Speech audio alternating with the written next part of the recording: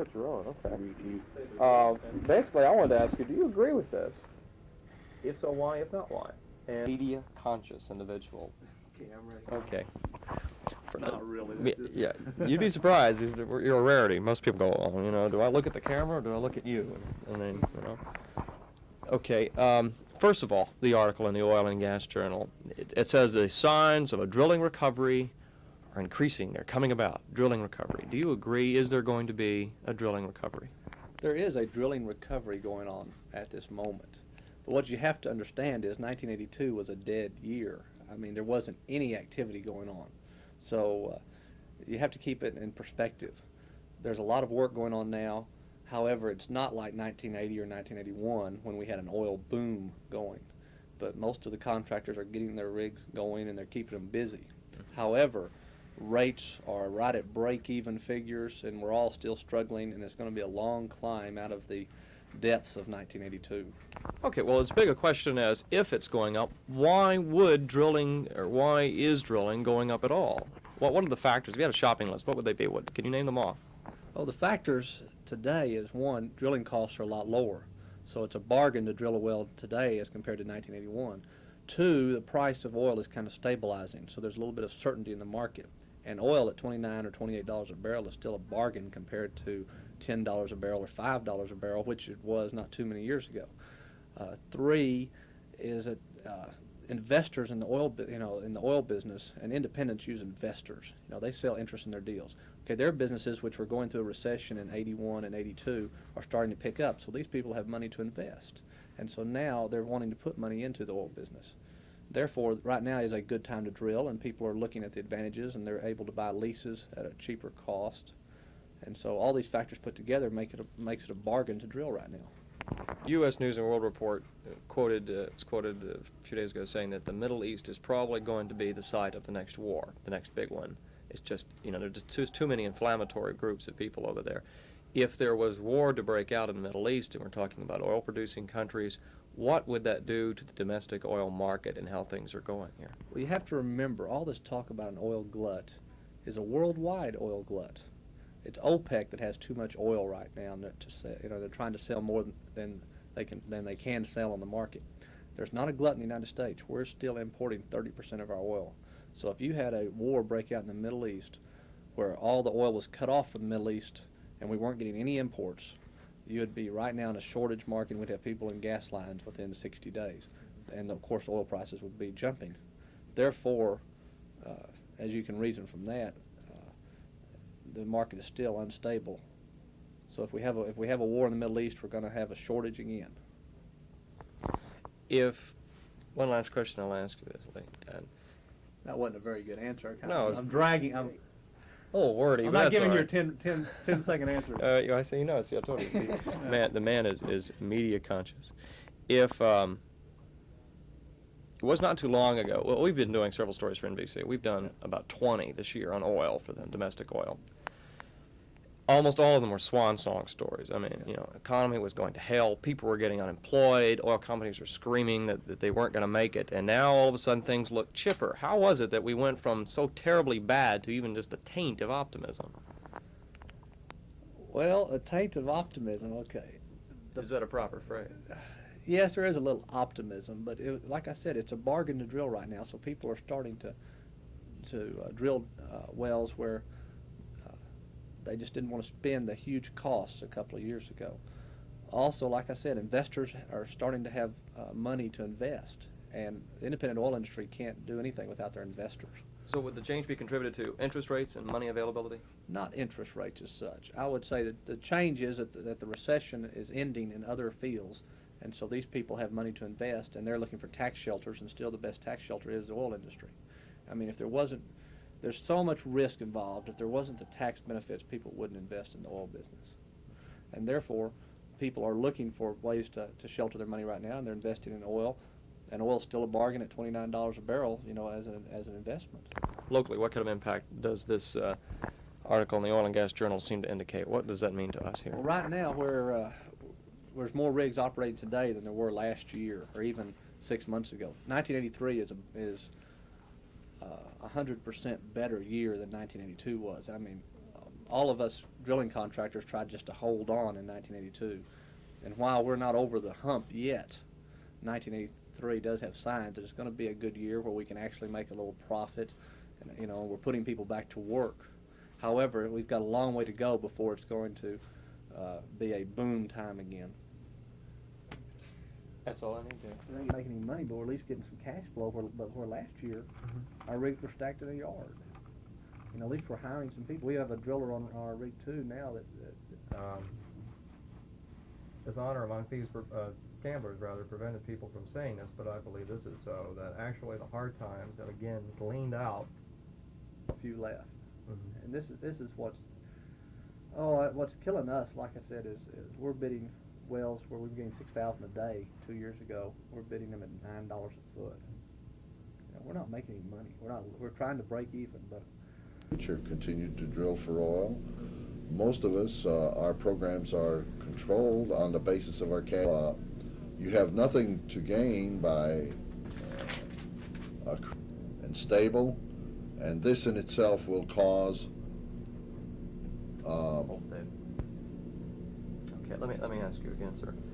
If you had to have a shopping list of factors that are affecting this drilling recovery, the Oil and Gas Journal mentions, what would the list be?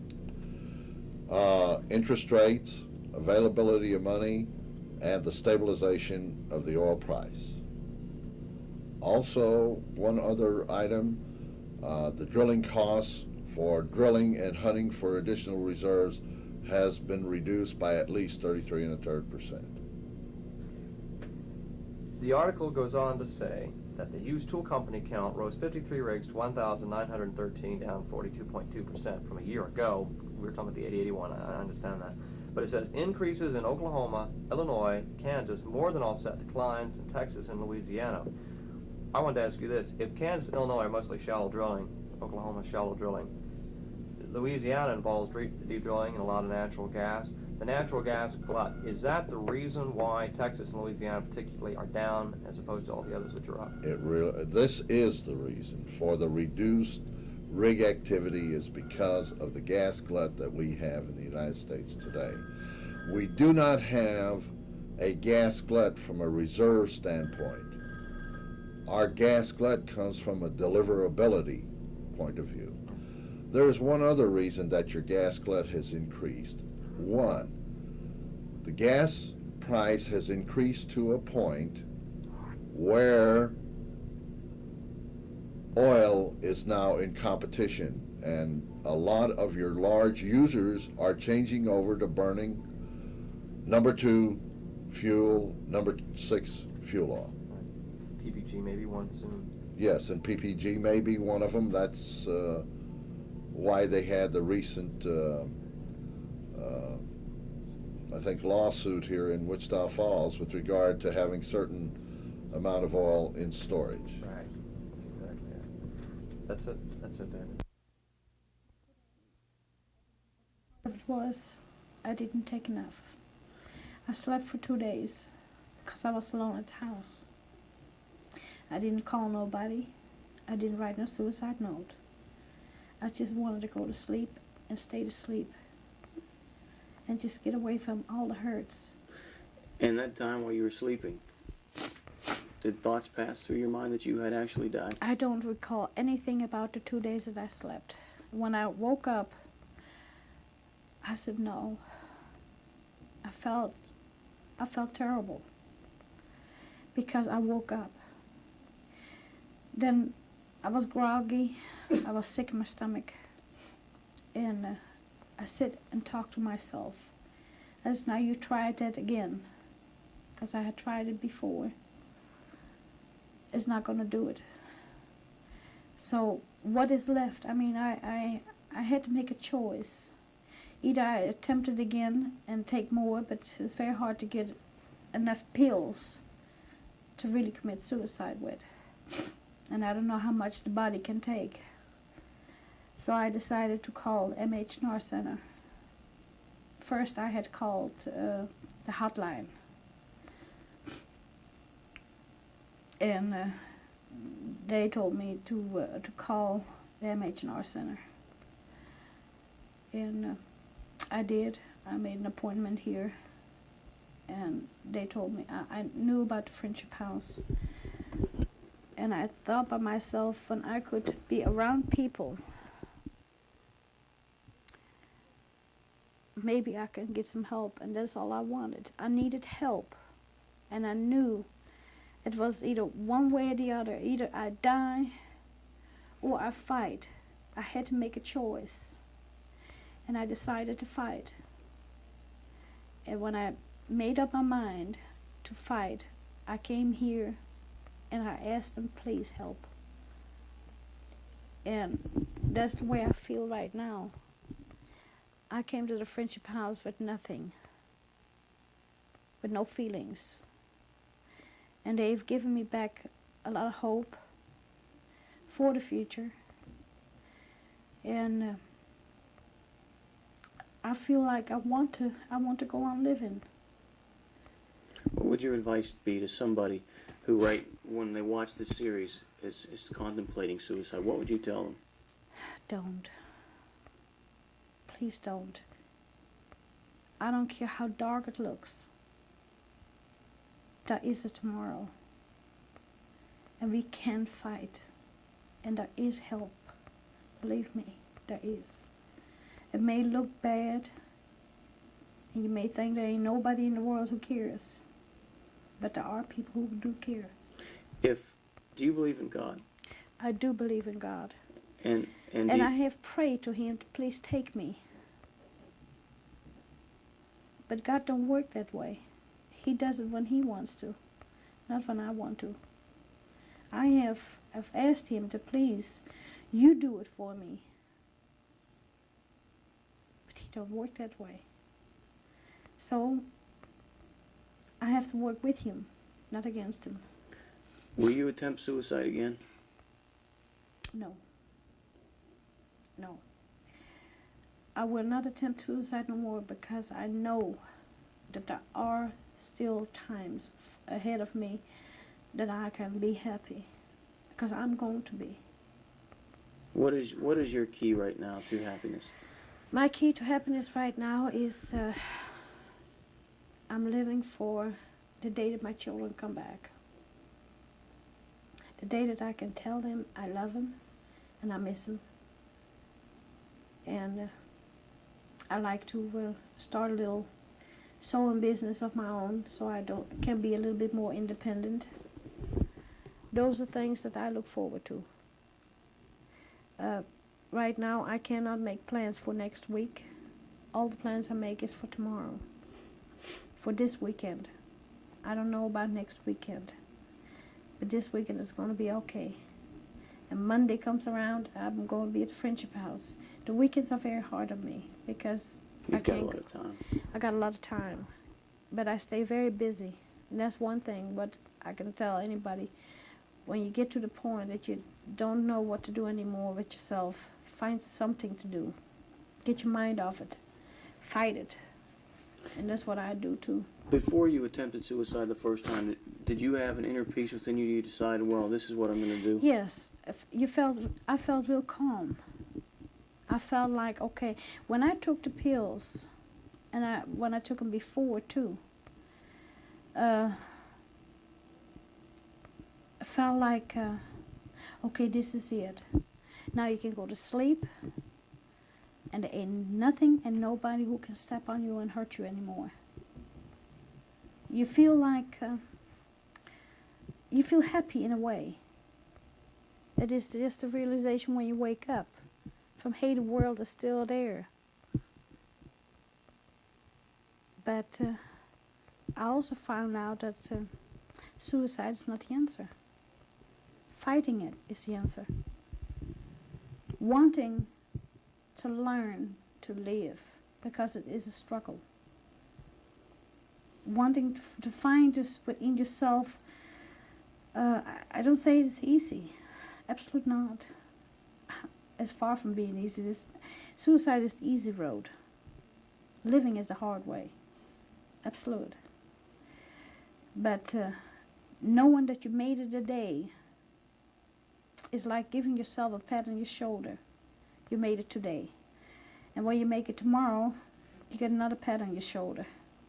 And when you've made it a whole week, you got a hug. Huh? That's the way I look at it. Yep.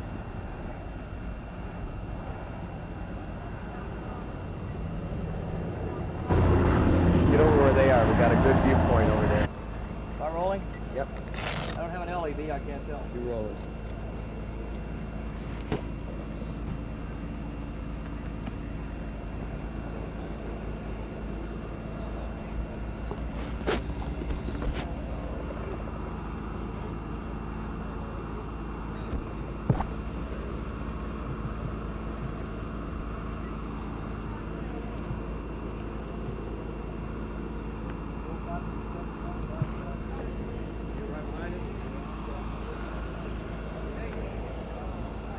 Dan, you want a soundbite on this?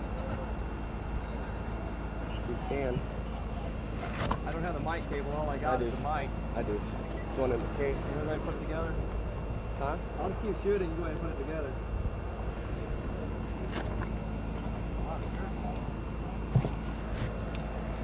What happened? They just trying to clear the ditch and it fell in on the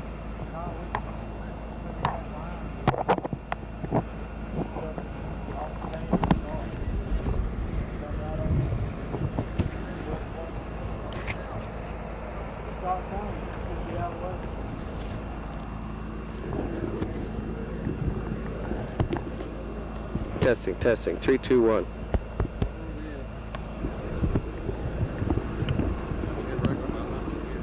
Okay. Yeah, we can see now.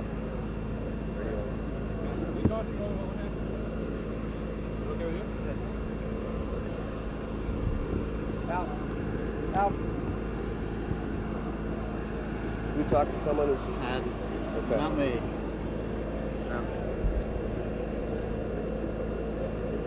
Talk to you? We're just asking what he's on.